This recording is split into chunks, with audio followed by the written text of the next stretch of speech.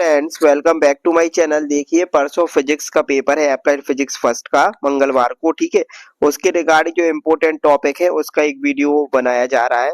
इसके बाद और भी वीडियो आएंगे इसके। ठीक है, बाकी देखिए सिलेबस थोड़ी बड़ा है, इसलिए आपको और सारा ही अधिकतर केस में क्वेश्चन हमेशा बनते आए हैं, इसलिए आपको सारे टॉपिक पढ़ना है। लेकिन फिर भी जो ये टॉपिक दिए जा रहे हैं इनको आपको फिर भी देख के जाना है, ये बाकियों से क्या है ज्यादा इंपॉर्टेंट है। ठीक है, इसके रिगार्डिंग हम यूनिट वाइज देखते हैं कि हमें कौन कौन सा टॉपिक पढ़ के जाना है। ठीक है, तो देखिए सबसे पहले बताते हैं। सबसे पहला हमारा यूनिट नंबर 1 है, उसमें सबसे पहले हमें पढ़ना है कि फंडामेंटल और डेराइव यूनिट क्या होती हैं। जो हमारी मूलभूत इकाइयां हैं या मूलभूत राशियां हैं, व्युत्पन्न राशियां हैं, उनके बारे में पढ़ना है। ठीक है, उसके बाद हमें सिस्टम ऑफ यूनिट, जो हमारी इकाई के निकाय हैं उनको हमें पढ़ना है, जैसे एफपीएस फुट पाउंड और सेकंड वाला है, FPS system, CGS centimetre gram और सेकंड। ठीक है, तीसरा एमकेएस, ठीक है, तो मीटर किलोग्राम और सेकंड, और ऐसा यूनिट एमकेएस ही कहलाती है। तो अपन को ये सिस्टम ऑफ यूनिट पढ़ के जाना है,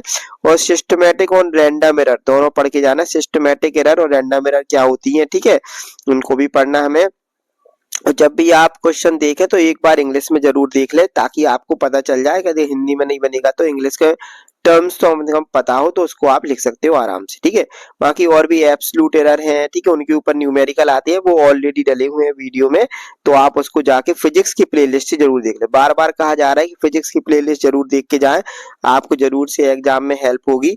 और हमेशा से आपको वीडियो देख के ही जाना चाहिए। बहुत सारे स्टूडेंट जो वीडियो देख के नहीं गए थे उनके पेपर थोड़ी सही नहीं गए, इसलिए आप देख के जाए लगातार वीडियो। ठीक है, इसके बाद अपन को देखना है कि स्केलर और वेक्टर क्वांटिटी क्या होती है ना, जो हमारी सदिश राशि और अदिश राशियां क्या होती हैं, उसके साथ में उसका एग्जाम्पल भी देखना है कि जैसे वर्क हो गया, हमारी कौन सी राशि होती है। ठीक है, तो वर्क हमारी कौन सी स्केलर क्वांटिटी है। बाकी इसके रिगार्डिंग और भी वीडियो भी आ रहे हैं, बहुत लोगों ने कहा एमसीक्यू का वीडियो, उसका भी देखा जाएगा। ठीक है, उसके बाद ट्राइंगल और पैरेललोग्राम लॉ ऑफ फोर्स जो मैकेनिक्स में है वो भी आपको पढ़ के जाना है, बहुत इंपॉर्टेंट है, ये भी आएगा। ठीक है, dimension formula for different quantity, जैसे फोर्स का क्या होता है, ठीक है, और वेलोसिटी का क्या होता है, जैसे वेलोसिटी का क्या होता है LT-1। ठीक है, एक्सेलरेशन का क्या होता है, फोर्स का क्या होता है, वर्क का क्या होता है, एनर्जी का क्या होता है, इन सब के पावर का क्या होता है, इन सब के डायमेंशनल फॉर्मूले आपको जरूर से याद करने हैं, और जरूर से ये आएंगे एक ना एक। ठीक है, उसके बाद यूनिट नंबर 2 है, उसमें अपन को सबसे पहले पढ़ना है conservation of linear momentum. Linear momentum का जो कंजर्वेशन है वो, ठीक है, रैखिक संवेग का संरक्षण है, सबसे पहले अपन को ये पढ़ना है। दूसरा अपन को पढ़ना है इम्पल्स मतलब आवेग, ठीक है, एंगुलर वेलोसिटी मतलब कोणीय वेग, एक्सेलरेशन कोणीय त्वरण, ठीक है, ये भी पढ़ना है। लॉ ऑफ लिमिटिंग फ्रिक्शन, ठीक है, जो लिमिटिंग फ्रिक्शन है उसके जो नियम है आपने मैकेनिक्स में भी पढ़े होंगे, वो ही आपको पढ़ने हैं। ठीक है, लिमिटिंग फ्रिक्शन के, स्थैतिक घर्षण के, सीमांत घर्षण के नियम। ठीक है, उसके बाद method of reducing the friction, घर्षण को हम कैसे कम कर सकते हैं, इसके जो उपाय हैं वो हमें पढ़ने हैं।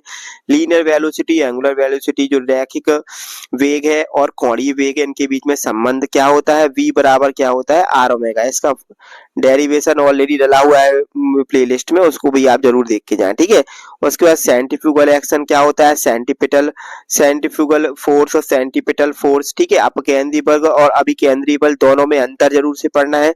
साथ में जो इनकी एप्लीकेशन है, जैसे बैंकिंग ऑफ रोड, रोड का थोड़ी ऊंचाई पे उठना, या बैंडिंग ऑफ द साइकिल, जो साइकिलिस्ट रहते हैं वो बैंड करके चलाते हैं गाड़ी। ठीक है, इनके ऊपर भी आपको जरूर से शब्द वाले क्वेश्चन जरूर से देखने को मिलेंगे। ठीक है, तो इसको भी आपको पढ़ के जाना है। ठीक है, इसके बाद जो यूनिट नंबर 3 है उसमें हमको, और साथ में ये बात याद रखना कि जिसकी सारी यूनिट है जो बेसिक वो सब पढ़ के जाना है। जैसे एनर्जी की इकाई क्या होती है, वर्क की इकाई क्या होती है, वर्क होता क्या है, एनर्जी होती क्या है यूनिट नंबर 3 में। इसके अलावा कि जीरो वर्क क्या होता है, पॉजिटिव वर्क क्या होता है, नेगेटिव वर्क, जीरो धनात्मक और ऋणात्मक कार्य क्या होता है, ये भी अपन को पढ़ के जाना है। ठीक है, उसके बाद काइनेटिक एनर्जी क्या होती है, gravitational potential energy, simple potential energy, स्थितिज ऊर्जा, गतिज ऊर्जा क्या होती है, फॉर्मूला क्या होता है, काइनेटिक एनर्जी का फॉर्मूला क्या होता है, हाफ mv स्क्वायर है। पोटेंशियल एनर्जी का क्या होता है mgh, है ना। तो ये दोनों अपन को पढ़ के जाना है। उसके बाद कंजर्वेशन ऑफ एंगुलर मोमेंटम, जो कोणीय संवेग है उसका संरक्षण का नियम पढ़ के जाना है। मैकेनिकल, जो मैकेनिकल एनर्जी है फ्री फॉलिंग बॉडी की, वो पढ़ के जानी है। ऊपर से नीचे की तरफ कैसी होती है, यहाँ पे पोटेंशियल है, यहाँ पे पोटेंशियल एनर्जी होती है, बीच में दोनों होती है, लास्ट में पूरी क्या होती है हमारी काइनेटिक एनर्जी होती है। ठीक है, यदि ये वाला क्वेश्चन यदि ना आए समझ में तो कमेंट बॉक्स में कमेंट कर दीजिएगा, इसका एक वीडियो अपन क्या करेंगे बना देंगे। बाकी यदि आपको देखना है ये वाला टॉपिक, तो ये जो मैकेनिक्स है, इंजीनियर मैकेनिक्स की प्लेलिस्ट है, उसमें मैंने कराया हुआ है ये वाला क्वेश्चन, वो भी बोर्ड पे कराया हुआ है, तो उसको आप जाके देख सकते हैं। Conservation of mechanical energy for the freely falling body, क्योंकि ये पहले मैकेनिक्स के में टॉपिक था, मैकेनिक्स की प्लेलिस्ट में ये वाला वीडियो डला हुआ है, आप उसको जाके देख सकते हैं। फिर यदि आपको ना मिले कमेंट बॉक्स में कमेंट कर देना, तो मैं उसका लिंक दे दूंगा, नहीं तो फिर एक नया वीडियो बना दिया जाएगा। ठीक है। उसके बाद हमें पावर क्या होता है, ये पावर की यूनिट क्या होती है, ये जरूर से पढ़ना है। ठीक है, पावर की यूनिट क्या होती है ये पढ़ के जाना है। पावर की यूनिट क्या होती है, वॉट होती है। कैलकुलेशन ऑफ पावर, न्यूमेरिकल जो है इसके, वो भी अपन को पढ़ने हैं। ठीक है।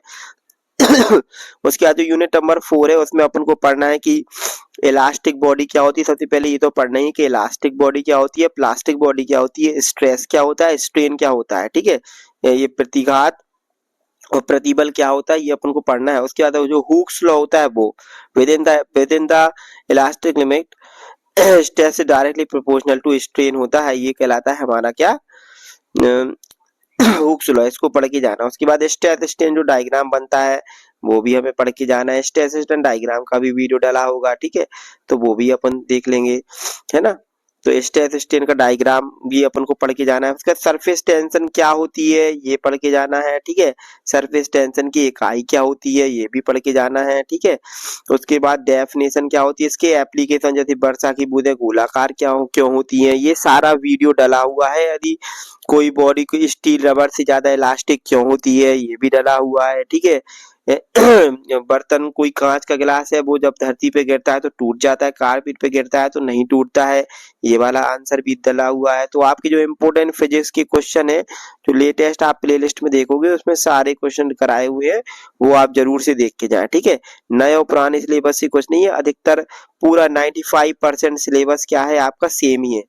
95% सिलेबस क्या है आपका सेम ही है, जो पिछली बार था, केवल 5% की कमी हुई है, बड़ा कुछ नहीं है। 95% कमी हुआ है। तो आप यदि पूरी प्लेलिस्ट देख के जाएंगे तो आपका जरूर से एग्जामिनेशन क्या होगा, अच्छा जाएगा। इसलिए आपको ये जरूर से भी बार बार कहा जा रहा है कि आप प्लेलिस्ट देख के जाइए, तो आपको फिजिक्स, नहीं तो फिजिक्स में यदि एक बार बैक लगा तो बहुत बार बैक लगता है। इसलिए आपको फिजिक्स का पहली बार में ही क्लियर करना है। क्या करना है, पहली बार में ही क्लियर हो जाना चाहिए फिजिक्स, बात ये है। ठीक है, इसलिए आप वीडियो जरूर से देख के जाएं। ठीक है, उसके बाद देखिए नेक्स्ट हमारा क्या है, विस्कोसिटी क्या होती है। ठीक है, श्यानता क्या होती है, श्यानता का गुणांक क्या होता है। बर्नौलीज की थ्योरम यदि आपको समझ में ना आए तो फिर मैकेनिकल की एफएम फ्लूइड, वैसे तो इसी प्लेलिस्ट में है फिजिक्स की में, फिर भी आपको और डिटेल में पढ़ा हो तो एफएम जो फ्लूइड मैकेनिक्स की प्लेलिस्ट है उसमें पढ़ा हुआ है बर्नौलीज की थ्योरम और इक्वेशन ऑफ कंटिन्यूटी, दोनों आप उसको जाके देख सकते हैं। ठीक है, श्यानता क्या कहलाता है, कोएफिशिएंट ऑफ विस्कोसिटी क्या कहलाती है, स्टोक्स लॉ क्या कहलाता है, रेनॉल्ड नंबर क्या कहलाता है। रेनॉल्ड नंबर क्या होता है,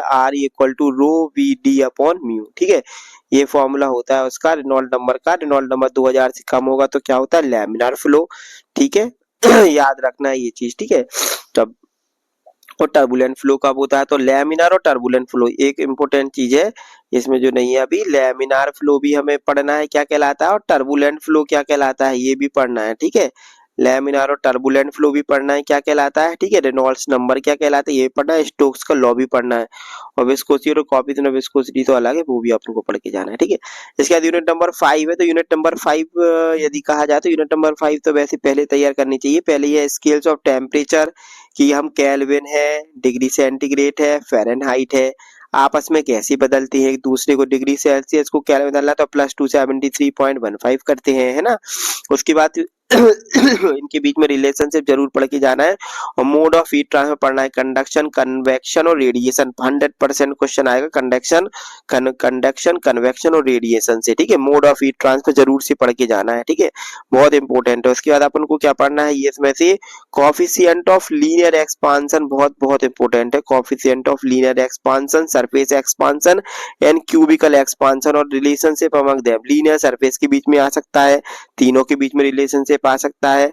तो इसके रिगार्डिंग तो वैसे वैसे वीडियो ऑलरेडी डला हुआ है, फिर भी यदि आपको समझ में ना आए तो फिर इसका एक वीडियो जल्दी से बना दिया जाएगा। बहुत ही इंपॉर्टेंट टॉपिक है दोनों, ये वाला टॉपिक बहुत इंपॉर्टेंट है। Coefficient of linear surface and cubical expansion, उनके बीच में रिलेशनशिप, और ये मोड ऑफ हीट ट्रांसफर, ये दोनों टॉपिक क्या हैं, ये दोनों टॉपिक मोस्ट इंपोर्टेंट है, जरूर से इसमें से क्वेश्चन आएगा।